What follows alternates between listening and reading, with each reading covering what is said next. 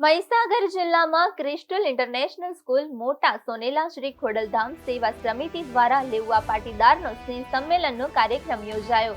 Class 2 પરીક્ષામાં ઉત્તીર્ણ થનારનું સન્માન કરવામાં આવ્યું।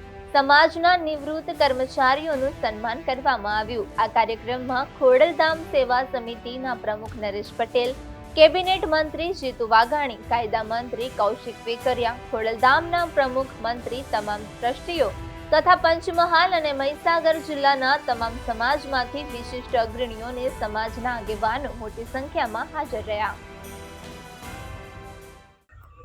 અને જ્યારે મેં સમગ્ર લેવા પાટીદારને મા ખોડલનું ધામ એટલે કાગોડ ખાતેથી સમગ્ર સામાજિક કામો જેમણે ઉપાડ્યા છે હરીશભાઈના અધ્યક્ષસ્થાને મહીસાગર જિલ્લા ખોડલધામ સમિતિ દ્વારા સ્નેહ મિલનનો કાર્યક્રમ ક્લાસ 1 to 3 અલગ અલગ સ્પર્ધાત્મક એક્ઝામમાં પાસ થયેલા સૌ ભાઈઓ બહેનો અને યુવાનોનો વિશિષ્ટ સન્માનનો કાર્યક્રમ પ્રતિનિધિ તરીકે રાજ્ય સરકારના મંત્રીની જવાબદારી માનનીય મોદી સાહેબના નેતૃત્વની અંદર એમણે આપી।